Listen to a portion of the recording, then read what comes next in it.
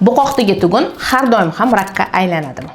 Assalomu alaykum. Men oliy toifali endokrinolog Aziz Bahram Naman va juda ham ko'p bemorlar aynan buqoqdagi tugunlardan xavfli holatda, ya'ni xavotir olgan holatda murojaat qilishadi.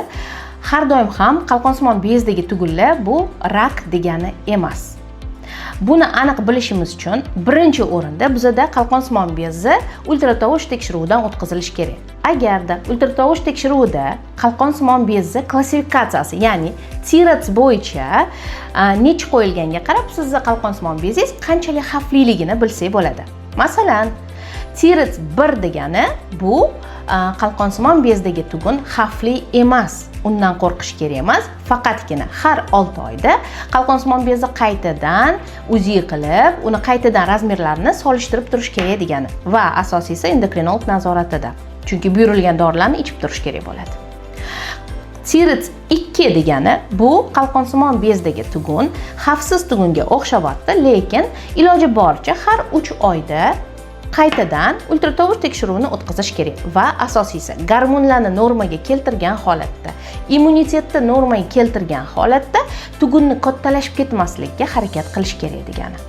TIRADS 3 degani esa qalqonsimon bezdagi tugun aniq yomon yoki aniq yaxshi emas, ya'ni 50 ga 50.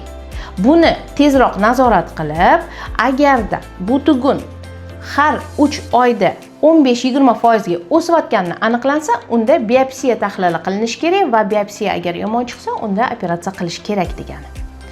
Agarda ultratovush tekshiruvida TIRADS 4 qo'yilsa, bu qalqonsimon bezdagi tugun yomonga o'xshamaydi.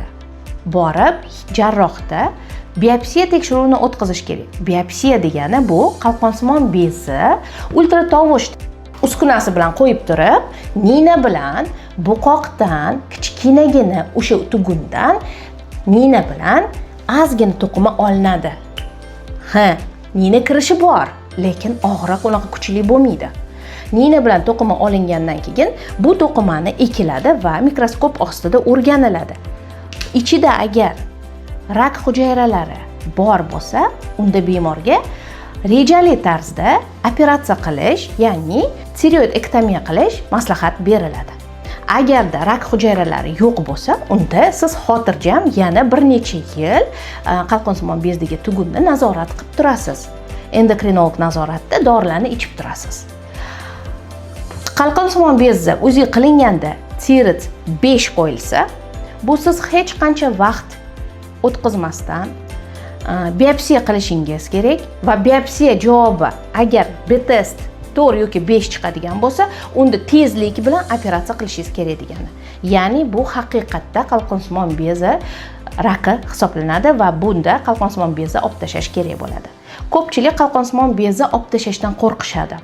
Lekin qalqonsimon bezdagi onkologik kasallik bilan yashab, atrofdagi hamma limfa tugunlarni yoki atrofdagi organlarni zararlagandan ko'ra, undan ko'ra qalqonsimon bezni olib tashlab, qalqonsimon bez ishlab chiqaradigan gormonlarni har kuni ichib yurgan osonroq.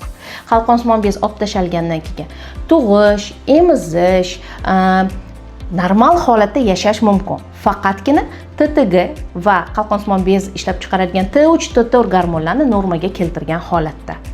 Qalqonsimon bezda agarda rak aniqlanmasa va oddiygina tugun bo'lsa, unda umuman xavfli emas, ya'ni siz bundan vahima qilishingiz kerak emas.